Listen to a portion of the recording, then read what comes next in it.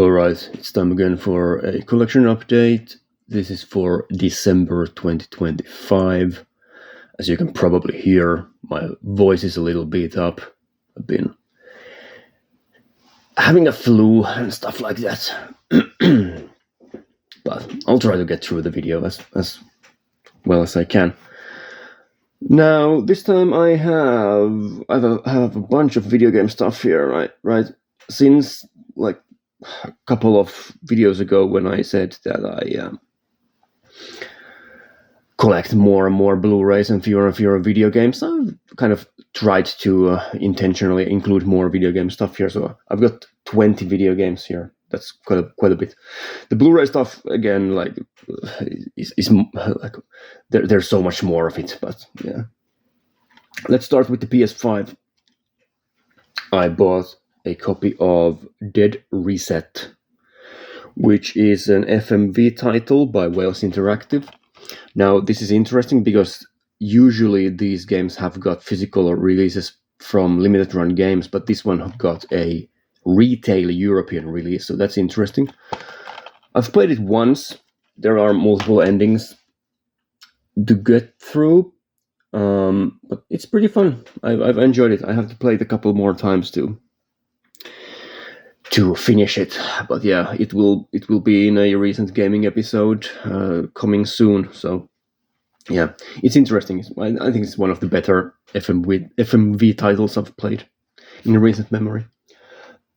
I also randomly found a used copy of Plumbers Don't Wear Ties Definitive Edition, which is by Limited Run Games, and is also an FMV title. This is the notorious really awful FMV game that I think got a lot of notoriety because Angry Video Game Nerd talked about it in one of his videos.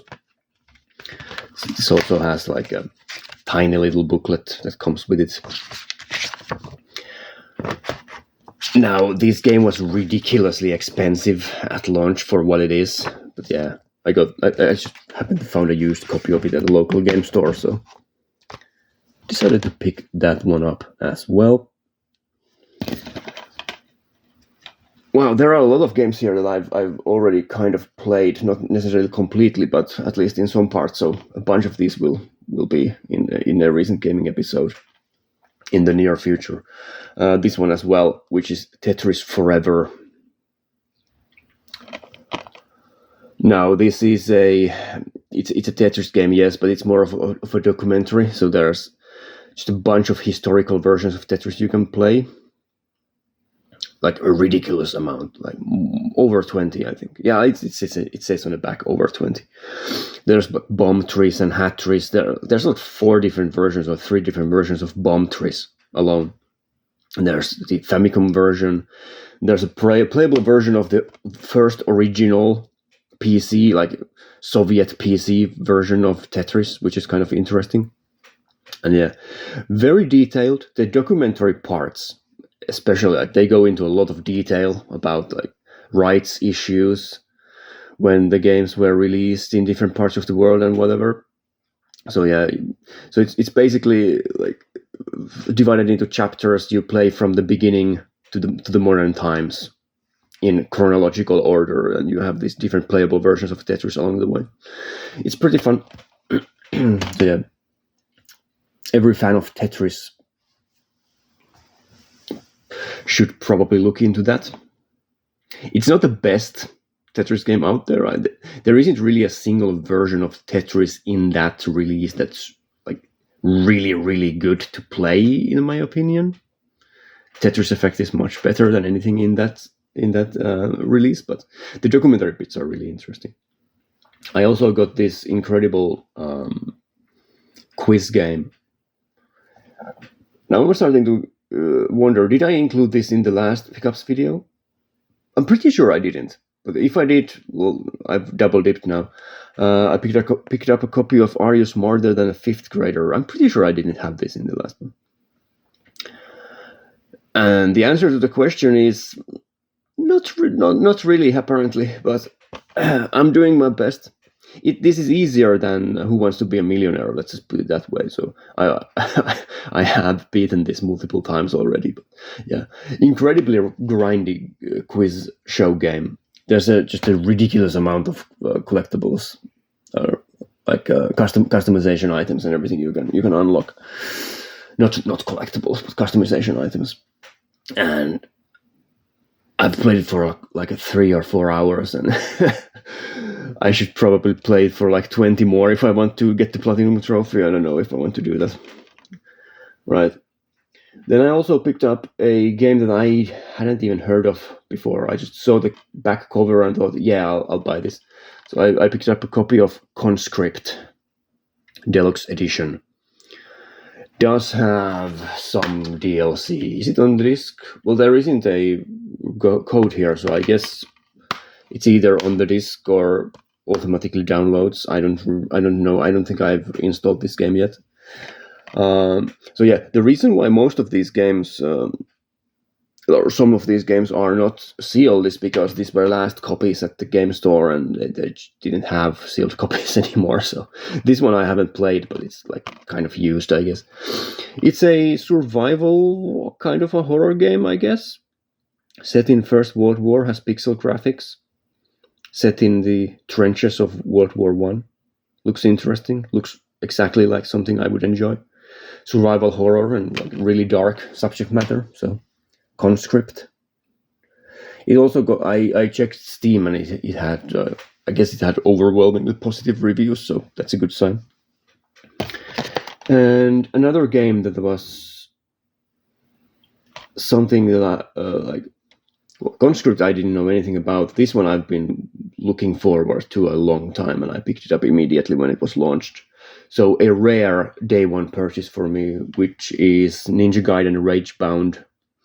Well, at the time of recording, this has been out for a long time already, but yeah, this is the Ninja Gaiden game, the 2D side-scrolling Ninja Gaiden game by the team that developed Blasphemous 1 and 2. Very different style of game, obviously, because this is much more fast-paced and just more of an arcade game than something like Blasphemous. But yeah, this one I've already played as well. I beat it just last night for the first time. One thing that it annoys me a lot about this game is that you have to play the game a second time, like from start to finish on hard mode to get the like best ending. So I guess I'll have to replay it. But you can kind of cheat getting through the game with accessibility options. So I guess I'll do that because I don't want to spend like another 10 or 15 hours playing the game. It's really good. So very impressive, like a Game of the Year contender, but I'll talk more about it in another video. Then I have a couple of collector's editions here. I picked this one up. There's a funny thing, like when you talk about something or you mention something or you look up something, Google something, like then a couple of days later it reappears in your life. So in one of the YouTube comments, I mentioned that Legacy of Kain Soul Reaver has like Dark Souls kind of like precursor map design. And what do you know? The next time I walk into a game store, there's a collector's edition for the remastered Soul Reaver 1 and 2. So yeah, I got this one. I'll also unbox it on camera because I want to see what's inside. Let's see if I can rip this open without damaging the corners. I should have probably brought a knife, but I got it. There we go. Plastic's off. Now, it's an interesting design. It has like this sort of tear on the front. Can I open this up without damaging anything? Almost. A little bit of a wrinkle on that, but whatever. And what is inside? Yeah, so there you can see the tear. What is this? A piece of cardboard. Love it. And then there is this is actually a really good idea because like they have it here, like here. There's the soundtrack, right? So there won't be any empty space inside the box for them to get crushed. That's great. There's a steelbook. Looks pretty cool. Nothing inside. There's some artwork. There is a physical soundtrack CD. This is good. I hate it when these collector's editions have digital download codes for the soundtracks. Sometimes they don't even mention it, that it's a digital. Then there's the game. I'll keep this sealed. Or maybe, I'll rip it open. I'll play these games from disc. I want to see if there's some kind of a manual or whatever inside. Is there something inside? No. And then there is a art book. I'll flip through it a little bit. Don't want to spoil myself because I haven't played these games. So these are like classic PS1 era action games. Some good looking artwork here. Very famous game series, and especially the first game is quite beloved. Yeah, I never ended up playing any of the games in this series. So now what was there? Right, what was there? Like when you put all of this stuff back inside the box, there was some specific item that was there at the top, like you could see through the tear. It wasn't the game case. I'll just put everything back in there as quickly as possible. But I have to look into this later on. Try to figure out what was there, like originally at the top. Right. Oh my god, I can't get this stuff back in there because the little cardboard stuff, I'll do it off camera. Who cares? The cardboard bit fell to the bottom of the box. I can't get it out anymore. Alright. I also got a copy of... that was some incredible footage, by the way. Me trying to struggle with the box. Whatever. I'm not going to edit it out. So, there you go. I also got a copy of The Plucky Squire. This is the deluxe edition by Devolver. This was on sale for like 20 euros. So yeah, I picked up a copy. It's like a kids game, basically. Looks pretty good. It has some good reviews. So yeah, there's The Plucky Squire. This freaking box annoys me. This Legacy of Kain box. I'll have to do this. So bear with me for a moment. I have to do this for my own sanity, right? I have to get everything back inside the box properly. Right, now I got it. There you go.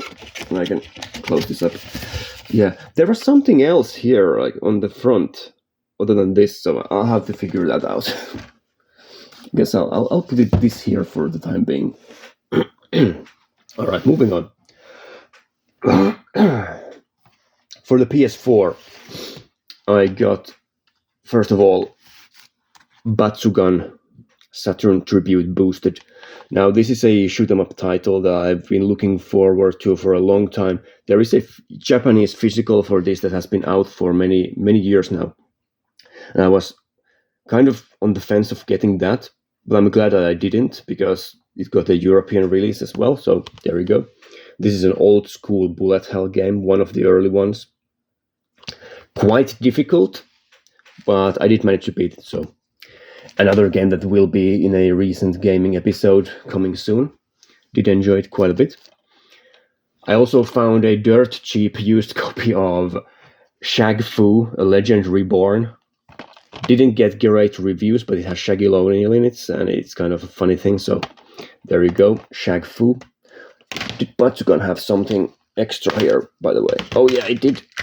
So yeah, Batsugan has a poster in it. So let's take a look at the poster. There you go. So, artwork. Only one-sided, but a good thing to have something extra here. Also, this is a cheap physical. It was like 25 euros at launch. So quite affordable. And yeah, Shaq Fu. Let's put this there. I also picked up a copy of Super Robot Wars X, a series that I've never played, but it's kind of interesting. It has a bunch of mechs from all kinds of different anime series and movies, and just all over the place. Has a rabid fan base. I don't know much about the game. It's kind of a tactics game, I guess, from what I know. I could be mistaken as well. And I bought this copy specifically because it also came with the steelbook, which has some incredible cover art. So you can see there, among the reflections, you can see like all kinds of different mech designs and everything from the game. Yeah, really nice steelbook.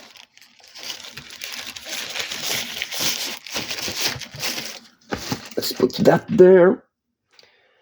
And then moving on to the PS3, I have one game here. I found a surprisingly affordable copy of. It's not really that expensive of a game, but still like more on the uncommon side on the PS3.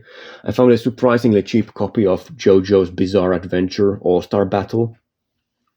It's one of those JoJo's fighting games. I've never played any of these. As you can see, this is from GameStop. There's a sticker on a manual that cannot be removed without damaging the manual. So good job there, GameStop. Yeah, does have a nice full color manual as well.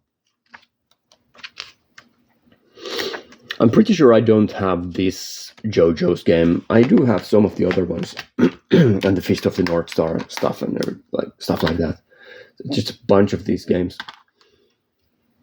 released by Bandai Namco. Yeah, never watched the anime either, but glad to have that. I always try to go for the more uncommon PS3 games if I get a chance, just in case they jump up in price at some point. Then I have 3 PS2 games here. I found, again, I don't think I've ever seen a used copy of The Mark of the Cree in the wild before. It was really cheap, so I picked it up. It's one of these PS2 era games that I always run into it everywhere. There were magazine ads and everything for this game. It was all over the place. They really pushed the marketing for this. And I never ended up buying it and never ended up playing it. So there you go. The Mark of the Cree. What does the manual look like? Oh, it's full color manual. It's a full color manual. That's cool. That's great. Doesn't have that many interesting things going on for it otherwise, but nice. So that's the Mark of Cree.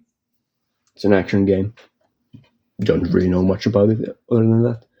Then I got this bargain bin trash game. I don't know if the game is bad actually, but it's by Midas Touch. And that sounds like Midas Interactive. I'm pretty sure they are not the best. I remember having some Midas games in my collection and them being quite bad. So there you go. I bought a copy of Robot Warlords. It's a mech game, so there's that. It's like set in Japan in 2002. Very futuristic. So there you go. Robot Warlords. At least it has a cool name, and the copy is really clean. I paid like €3 for that, so whatever. Then I also got this game for the PS2. Now this is an expensive and collectible game. I'm really glad that I only paid like €50 for this. Because I'm not sure if the game is any good, but yeah, I bought a copy of Garfield Saving Arlene. Now, this game, for some reason, is really expensive in Europe. There are a bunch of Italian cover copies of this on eBay that go for 70 to €80. Sometimes over €100. This is the UK version with the English cover, so this is a little more collectible even. So yeah, I guess I got it for like half price. I would never play. I would never pay €100 for a Garfield game. But yeah, I just getting it for like a price that isn't too bad. Sure, I'll get it. Then I bought a bunch of PS1 games. Again, I recorded my PS1 top 10 games video, and got some nostalgic feels from that. So I went out and bought a bunch of games. Nothing too expensive or crazy, but these are all quite cheap. I picked up one of my childhood fishing games again. So in one of earlier collection updates, I had a PS1 fishing game. What was it? It was I can't remember the title of it. It was some bass fishing game. It was the other bass fishing game. But yeah, I got a copy of Big Bass Fishing. Now the gimmick here is that your fisherman is actually a lady with a giant butt, and while you're fishing, you're just constantly staring at it. So there's that. I don't remember the game at all. I only remember the butt. So there you go. Big Bass Fishing. And does have a really cheap, tiny little black and white manual. There you go.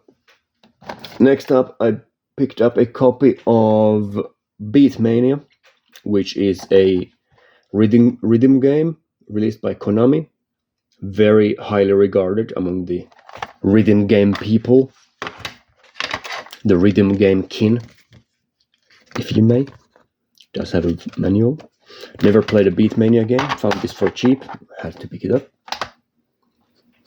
I immediately noticed that I put these in alphabetical order, and I immediately messed up the alphabetical order. So let's fix that, so I don't look too much like a moron here. Right. And then I picked up a copy of Jet Rider 2. Really nice cover art. That's mainly the reason why I picked this up. It has a really nice cover art. Also, these arcade racing games from this era, usually pretty fun. So there you go. Jet Rider does have a black and white manual. Some nice disc art.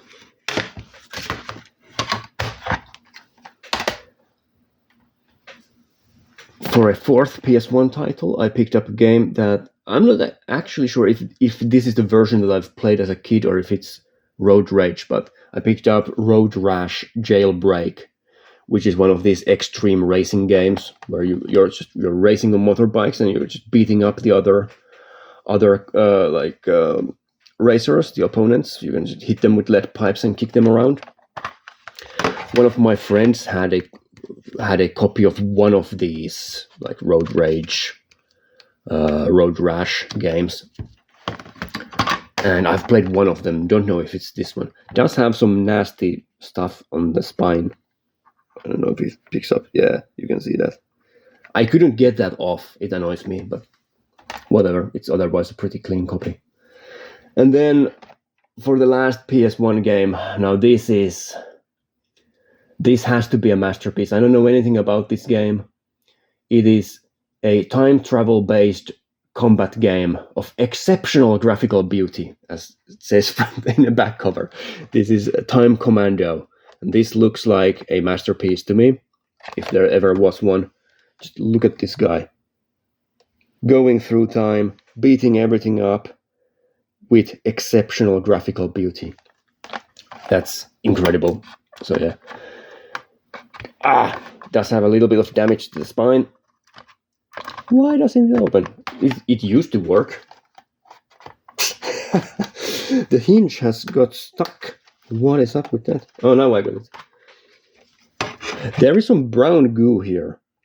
That's not great. I guess I'll have to clean that up. It got stuck because of the brown goo. The brown goo of time. Right, there you go. Not the great manual. Boring black and white. The disc art is also not as exceptional or as beautiful as the back cover or the front cover, but there you go. I'll have to do something about the hinge. What do people do with their video games? They get all this brown goo on them. I seem to be constantly cleaning up brown goo from my games. Whenever I get something used, it's always brown goo. It's everywhere. That's annoying. Right. And then on to the Blu-ray. I'll try to move quickly with these ones. I went a little bit too slowly with the video games. Right. Starting off with Arrow, I have here a huge stack of Arrow stuff. Some new, some used, older stuff. But yeah, I had to immediately pick up a copy of Return of the Living Dead when this was released. Classic 80s zombie movie. Really fun, like comedy horror movie. One of my favorites from the 1980s. Really good. Really good stuff. Glad to finally see a release for this. Like, people have been waiting for years and years for this to finally get a proper Blu-ray release. So yeah, highly recommended for anyone who's into horror movies. I guess I'll do it like this now. Then I picked up a copy of they had a sale, so I bought a bunch of this stuff from sale. Well, I guess I'll start with the non-sale stuff. So yeah, this one is also like, this one I had to get brand new immediately, which is In the Mouth of Madness. This one I haven't seen yet, but I've been waiting years and years for this. John Carpenter, one of the few Carpenter movies I haven't seen yet. Now, unfortunately, only has 4K in it. Doesn't have just a regular Blu-ray. I would have much preferred, like this one, for example. I went for the Blu-ray, not the 4K. It's cheaper, and it's like, there is like really not much of a difference in my opinion. And yeah, it's one of the more famous H.P. Lovecraft adaptations, and one of the few that I haven't seen yet. It's like this and Day Gone and something else that I haven't seen from the like really big H.P. Lovecraft adaptations. So yeah, looking forward to that. I also picked up a copy of Harrison Ford in Witness. So Witness, which is a really fun movie. I watched this a while back. Does have nice looking reversible cover art as well. It's about Harrison Ford living among the Amish people in Pennsylvania. It's quite an interesting crime thriller, very different. It does have a poster. The poster is too big for the camera, but whatever. Or for the screen, I'll try to show it anyway. So yeah, it's the two different cover arts.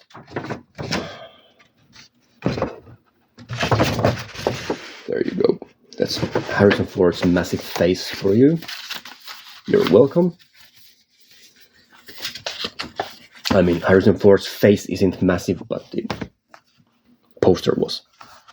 So, yeah. Then there's the book. Do we have some Amish imagery here? Yes, we do. That's a nice photo. Very symbolic. So yeah, Harrison Ford is in trouble. He's a police officer. And he gets shot and wakes up in the care of the Amish people and lives there, helps them build houses and whatever. It's really good. It's really good. I enjoyed it a lot. So yeah, one of those 80s Harrison Ford movies that are maybe a bit lesser known because like he did so many like huge movies, the Indiana Jones stuff and everything like that, Star Wars. Yeah, it's a good one. Then I picked up a bunch of these smaller limited editions. Picked up a copy of Enemy Territory, which I'm looking forward to. An action movie. Does have Tony Todd in it. The late Tony Todd played Candyman. R.I.P. to him. I also picked up a copy of Taking of Pelham 1, 2, 3, which is a subway, or what do the British call it? The Tube action movie, kind of, or thriller or whatever. Also picked up this one. This one I'm really glad to get. Narc by Joe Carnahan. Has Ray Liotta in it as well. Fantastic stuff. Really, really glad to have this. This is also extremely heavy. What is inside? I'll find out at some other time. I won't be unboxing all of this stuff now. Also picked up a copy of a cult movie that I haven't seen yet. which is Roadhouse with Patrick Swayze in it. I know many people who love this movie a lot, so yeah, had to get a copy of Roadhouse. And then really glad to see a Yoshiyuki Kuroda movie being released. This one is a little bit older now. I had to get a copy of this before the slipcover version sells out. This is the Invisible Swordsman. So this is the director who did Spook Warfare, the second Yokai Monsters movie, which is really good. And then he's also done some Lone Wolf and Cub stuff. So really, really underrated director, in my opinion, from everything I've seen by him. And then I picked up a bunch of used stuff. Glad to find a first print booklet copy of Yasuzo Masumura's Black Test Car. This is one of the few that I was missing by this director from Arrow. Yeah, does have the booklet, and this has two movies in it, I think. Black Test Car and what else? There's another movie here. What is it? Black Test Car and The Black Report. So yeah, does have two movies in it as well. I don't know why they don't market this as a 2-movie pack like more prominently. But yeah, from everything I've heard about this movie, like this is supposedly a really, really, really good one by the director. So there you go, Black Test Car. Also picked up a copy of Edge of Sanity, which is a Anthony Perkins movie. One of the ones he did in the 80s. I think, yeah, 89. So this came after the Psycho sequels that he was in. So he's obviously best known for playing Norman Bates in Psycho, the original one with Hitchcock. But yeah, I don't know much about this movie. Just found a cheap copy of it. I also picked up a copy of Rollerball. I think this either got or is getting a 4K upgrade, so I guess people are getting rid of their Blu-rays, but I'm happy to capitalize on the opportunity. So yeah, it's like a sci-fi action movie, kind of. What does the booklet look like? There you go, Extreme Sports.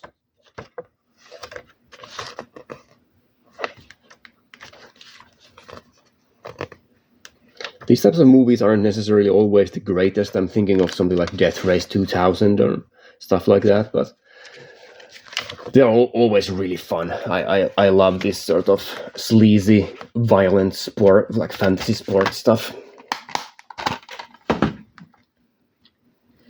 And then lastly, really, really glad to upgrade my standard edition reprint of Society into the long sold out limited edition. One of my favorite films from the 80s, from the horror genre at least. Just a classic body horror. Does have the comic book here, and then there's the discs, and also has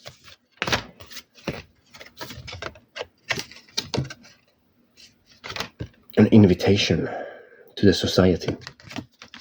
Yeah, this movie is crazy. The body horror stuff here. Like if you watched The Substance that came out a couple of years ago, you have to see Society, because this is obviously one of the inspirations for that movie. Like The Substance was by far my favorite movie from 2024. Easily movie of the year for me. And yeah, Society is one of the places that you can trace that movie back to. So there you go. Brian Yuzna, great man, great director, great producer. A class act all around. Right, moving on. Let's do these next, because these are quite heavy.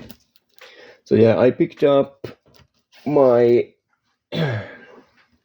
October Radiance movies from the mail just yesterday. Glad to have them here. Right, so I got for the October releases, I got everything. This is the first month now for Radiance that I've got everything since like March or maybe April. So yeah, I got a copy of Die Gothic, the second one, with Ghost of Kasane Swamp, The Haunted Castle, and the Demon of Mount Oe. Now, apparently the runtimes are incorrect here, so one of the movies is 2 hours long. I guess it's this one, if I remember correctly. So there's a little bit of a misprint there, but otherwise looks great. I really like the first box set. I've heard some mixed things about this one, but I don't know. I always like these old school Japanese horror movies, so I'll definitely check out a couple of these in the coming months at least. And then I got the other horror movies as well. So Daughters of Darkness, this nice limited edition, a Belgian gothic horror movie, I guess. Haven't seen it yet. And then Malpertuis, which is by the same director, Harry Kumel, or Kumel, however you pronounce it. And this one is interesting because it has Orson Welles in it as an actor, an old Orson Welles. It's from the 1970s. So yeah, there we go. Malpertuis. Like these box sets again, these look incredible. The design of these box sets is fantastic. And then for some reason they also decided to release a Francois Truffaut movie, and to get the minus 10% for the pre-order, like you had to put all 4 of these releases into the same. So this is kind of out of place, but I also got the copy of Pocket Money. I like to go for the minus 10% just because like that basically covers the like shipping costs. So you can get all the releases for like free shipping basically. I would buy all this stuff anyway, so why not? So yeah, that's it for Radiance. And then I got here. Can I get a little bit closer to the center, maybe? Yeah, that should be pretty good. Yeah. Yes, I'll take Soul Reaver at this point and put it here. It annoys me so much that I don't have the proper front-facing picture for the Soul Reaver anymore because I opened it. Well, whatever, it is what it is. Right, moving on to Eureka. They did a single pressing of Claire Denise's Trouble Every Day. I had to get a copy before it sells out. Yes, I know FOMO is bad, but anyway, I would like buy this used anyway, so I might as well get it brand new. It's one of those French extreme horror movies from the early 2000s, and don't know much about it, but it seems quite crazy, so there you go.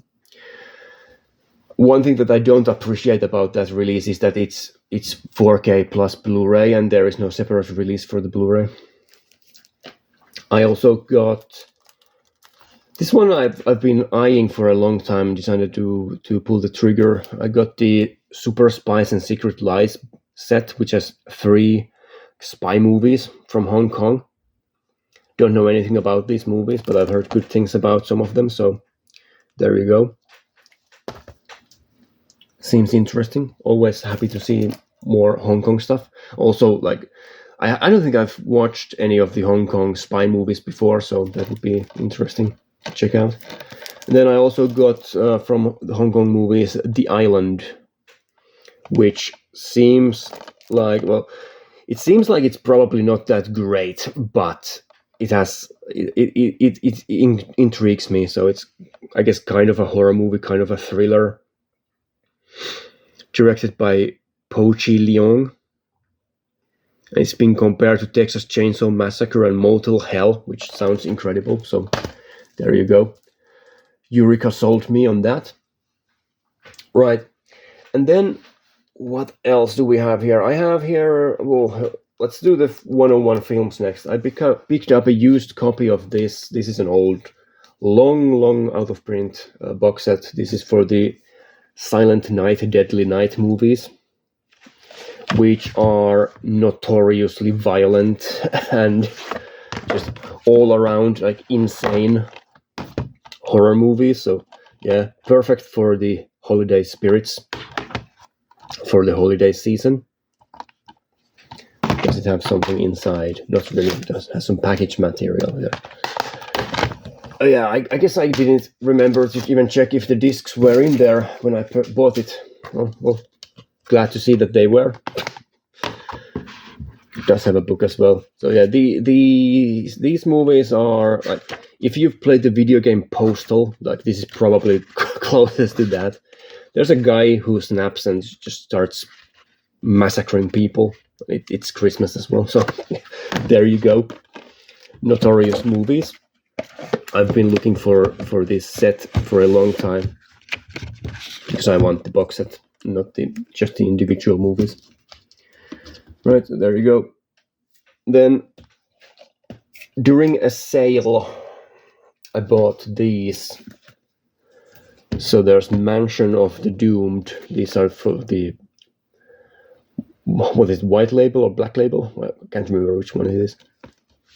The limited editions for these horror movies. And then Tourist Trap is the other one. Haven't seen either one of these, but I haven't been completely betrayed by the 101 Films horror movie selections to this point. What was the worst one? I guess Meat Cleaver Massacre was probably the worst one, but you can probably tell it already from the title. Anyway, but yeah, they've released some good ones in this line. What else is there? I'm looking behind me because I have them there. Just over my shoulder. Like Prom Night was pretty good. Skinner was pretty good. The Brain is an underrated one. So yeah, they've released some good ones.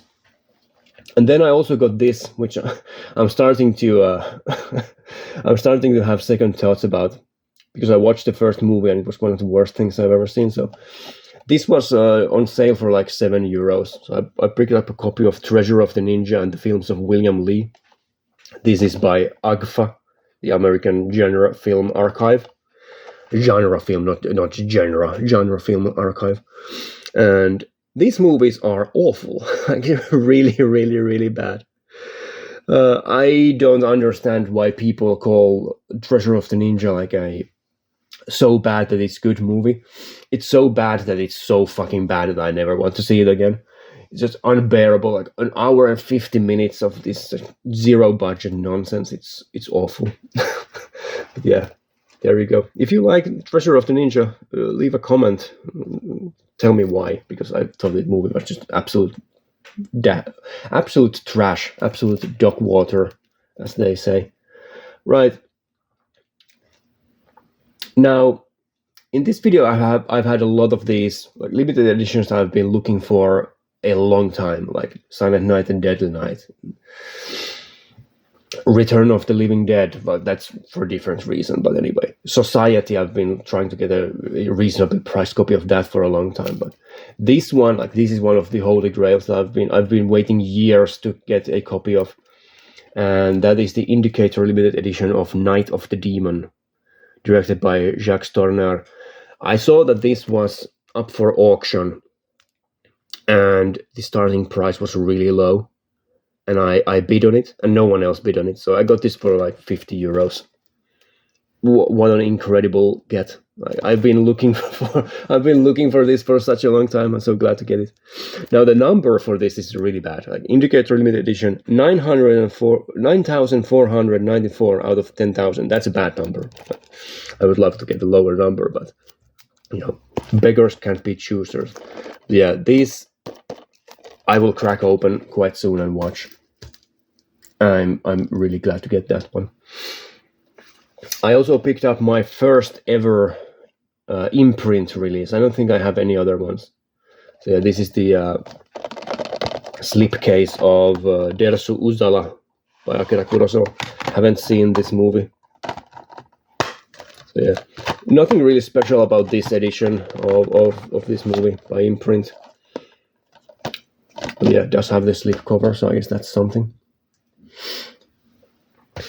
Also picked up one more premium collection Blu-ray. This is The Thing from Another World by Howard Hawks. So this is the 1950s version of the story that like John Carpenter remade in the 80s with The Thing. So very different movie, but yeah, I really like this movie a lot. It's great. So there you go. And it's by Howard Hawks. Howard Hawks is a master. And lastly, well, this is the second last item. Lastly, I picked up a copy of, again, for really cheap. I got really lucky this time with many of these. I got these for really, really cheap prices, like sometimes like 50% lower than what they usually go for. I picked up a copy of Basket Case, the trilogy by Second Sight. There you go, Second Sight.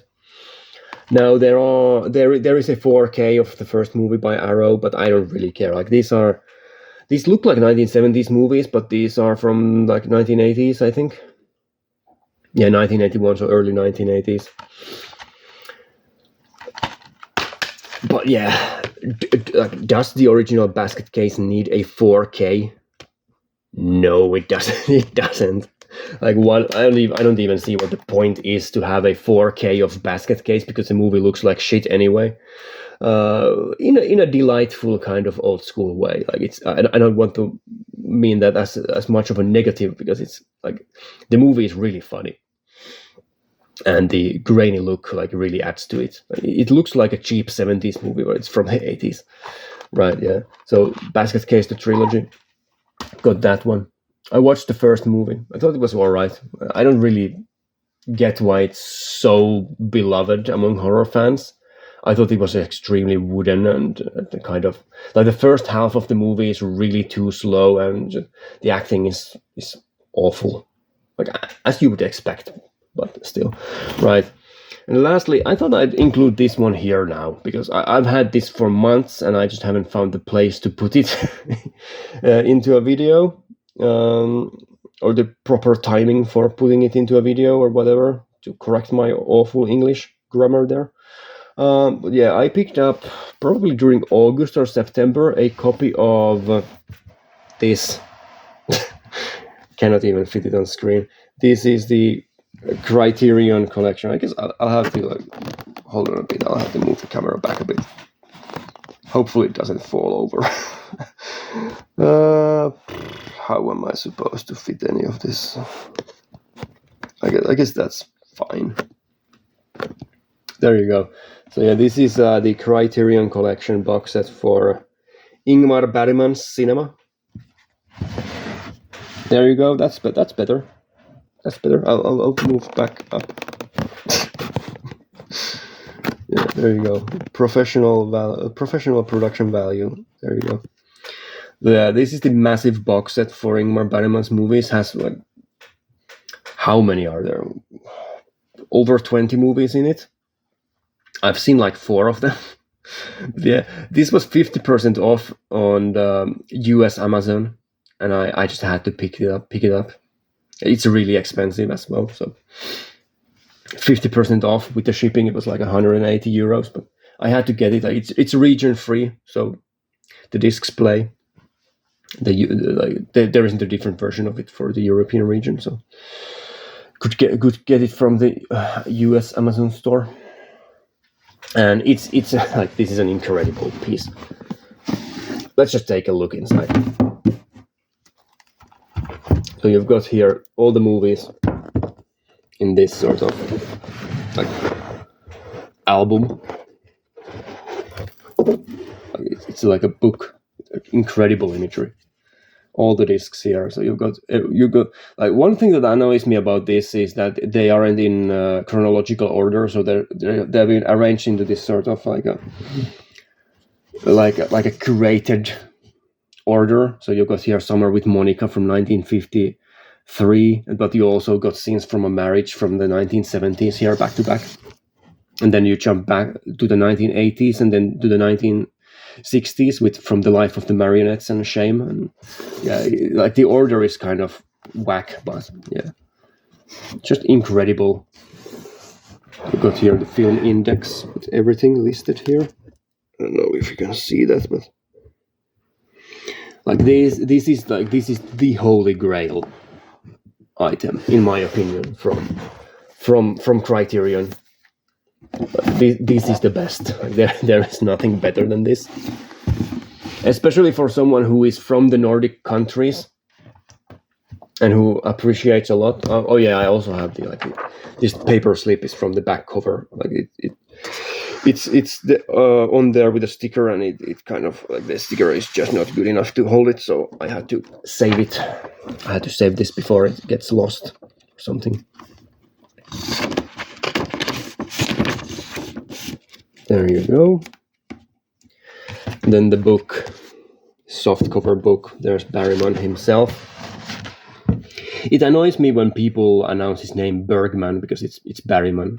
Like that, or as far as my Swedish knowledge tells me, that's how you're kind of supposed to pronounce it. But yeah, this book is massive. There's a fantastic image from Wild Strawberries. Just a massive book with like guides to all of the movies with little bits of writing. Right, you have all of the movies here. All of them have writing for them. It's difficult to show this on camera, but I'll try to show some of the imagery here. Like this book alone is worth getting this set. There is so much stuff here, like interviews and writings on the different movies and analysis and everything. It's just incredible. Like everything about this. Glad to have it. Also glad to know that if I'm ever broke, like in terms of money, I can just sell this and make a profit, because it's not that easy to get, really. I guess I'll do it like this. There you go. So that's the thumbnail and that's the video. So thanks for watching again, and I'll be back sometime in the future. Bye.